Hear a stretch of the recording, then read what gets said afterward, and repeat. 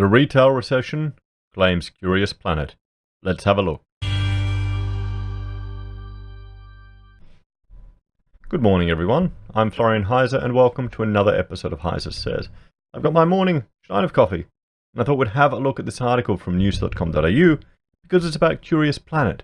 Now, this is a part of the co-op bookshop business that recently went under after paying, I think, $500,000 to one of the director's businesses for supply of products while other suppliers weren't paid, but I'm sure that's completely innocent.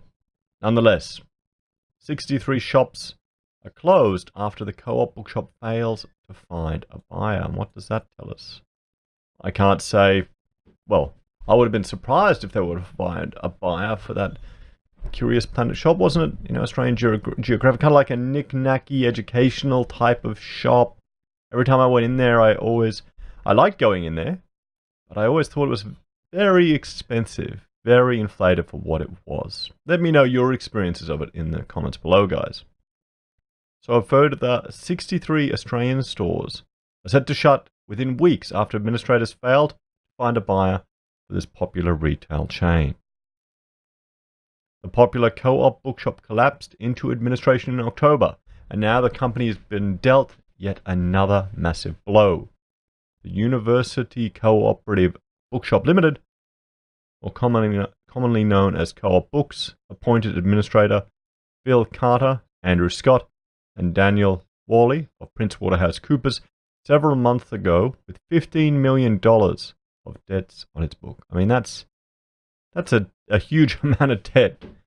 And the textbook business, they reprint them every year, make new editions, so you got to go buy them again until you learn you don't really need to. That's one thing I will say with architecture. We had very few textbooks because we were expected to spend it all on drawing supplies, on modeling, and all these other things that we needed to get. You needed computer equipment, you needed software, because the university never had enough. You'd think they'd be, churning them over. In addition to the firm's university bookshop arm, it also owns 63 Curious Planet stores across the country, a well-known educational retailer previously known as Australian Geographic and My Geographic. That branch of the business, originally founded by multimillionaire Dick Smith, was purchased by the co-op bookshop parent company from Meyer Family Investments several years ago. So, there you go. I'm sure many of you have been through one of those shops, and I think my parents bought me a telescope there when I was a kid. Now that it just shows you how much cheaper the tech has gotten, or they inflated the price. The administrators have been seeking to find a buyer to take over that section of the business, but in a statement shared today, it appears that is no longer an option. The statement revealed no viable offers have been received following a comprehensive sale campaign. As a result, staff have regrettably been informed that the progressive closure of the Curious Planet store network will take place over the next 6 to 8 weeks. Well, there you go. So that's another hit to our retail sector, and that's staff in 63 shops that are going to lose their jobs. A number of discussions have been held and are still ongoing with interested parties. However, no acceptable offers to purchase some or all of the Curious Planet store network has been forthcoming, Mr. Scott said. Let's just have a look at this image here. I would say nothing in this place is a necessity. Most of it would be for gifts, probably. What do they have here? They've got little kiddie pools. And here's the thing.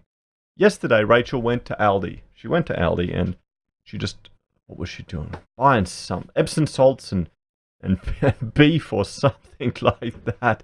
That's just how her family is. And she saw a little kiddie pool there, $15. Okay, I'll get that, and we'll hide that away for when the kids need it. Because with the size of our family, guys, we'll put a kiddie pool out. It'll probably last one season and just get damaged to the point where we turf it and we put a new one in. But now for this type of knick-knack stuff, you go to Aldi and you got the centre aisle, it's a lot cheaper. And I can't see this as being a destination anymore. Even Coles and Woolworths are expanding in the range that they're providing these other stores. It seems maybe it's a bit dated. Maybe it's an outdated model. I mean, let me know your opinion in the comments below, everyone. Could that be the issue that we're seeing here? We're seeing a shift in a lot of these retail businesses. Because, I mean, the costs of being in a storefront like that, just to sell these little things, their markup would have to be high just to cover their expenses. So, while we remain open to offers from potential purchasers, we have no option at this time but to commence the orderly closure of the stores. We've continued to trade the Curious Planet stores during the Christmas shopping season and intend to keep the stores open in the immediate term to ensure that consumers have the opportunity to purchase discounted items that are currently on sale. So I guess there's an opportunity for you to rush in and buy your knickknacks there. Educational toys. I don't know. I guess for homeschoolers, it might be good to get a few little experiments for the younger kids to practice and learn things. I mean, how many times can you do the bicarbonate soda volcano or an iterative of it? We did one as a rocket. Frederick loved it. I guess I happen to be near one. I may go and have a look to see if I can pick up something good. I might get another globe. My old blue globe down there. You can see it's still got the Soviet Union on there, and I know some people want that to return. But I need to get an update. But I mean, that's just me buying decorations for behind me to hide my dinosaur and fan and mess. It's not really a necessity, is it? So yes. Mr. Scott said, the planned closure of the Curious Planet stores did not impact the sale process of the co-op bookshop business, which is at an advanced stage. He said, while all employee entitlements were expected to be met, the timing of payment cannot be determined with certainty at this stage. So co-op's downfall. The co-op bookshop was founded by two University of Sydney students in 1958, and for decades it was the go-to location for countless students seeking university textbooks. But by last October, sales had plummeted. The combination of weak retail trading figures coming up to Christmas and the collapse of over-the-counter textbook sales by over 40% from last year has left the board with no alternative but to appoint a voluntary administrator to help this proud organization through this period of time, Chairman Joe Merrill said in a statement at the time. Well, that's the thing. I mean, it's been a while since I've gone to uni, but I know I'm buying most of my books online. So I tried to buy a physical book the other day. I tried to order Scott Adams' new book from Booktopia or this place in the UK that sells books. I ordered it in, put in the credit card details. They even tried to get me to spend more so I could use Afterpay. And then I got an email a couple of days later going, yeah, can't get delivered. There's delay issues. And so I went to my Kindle and I said, screw it, I'll buy it there. And there you go. There you go. I like to have the physical books in my hands, but, you know, and for textbooks that you're probably only going to read a couple of times and then refer to, I can understand why you just go digital. It is believed the explosion of online shopping played a significant role in the downfall, including the arrival of Zokal, a company that helps students to learn at more affordable prices by allowing them to rent and buy new textbooks online, which was co-founded by Aussie student mates in 2011. Well, there you go. You can rent textbooks. That's a brilliant idea. That's a really good idea. So that shows you. So it's not even just the online version of the books, it's renting books. So here you go. It's just, all this is just innovation. So now you've got, in the past, in 58, you had a bunch of young students set something up and the company stagnated. Now in 2011, you've got some new young students doing the exact same thing and starting up again. There you go, guys. It's just, in some ways, it's the cycle of business. The board and all the CEOs, they just didn't keep up at all. They probably were too comfortable, too complacent to think of a disruptive idea like this. No, it'll hurt our other sales. No, it'll do this. Now look at them. Co-op Bookshop also faced tough questions about mysterious payments of more than $500,000 in the lead up to its demise. Last month, news.com.au reported that as Co-op Bookshop was nearing collapse, and nervous suppliers were owed millions in outstanding invoices. A company controlled by its CEO was receiving hundreds of thousands of dollars in payments for leather hats. That doesn't sound dodgy. Is that the leather hat? I mean, why would you go up to a bookshop to buy? I guess students. Jakura, Australia, a Gold Coast-based company controlled by Co-op chief executive Thornton Wishtendal, received more than $857,000 in payments from the retailer this year.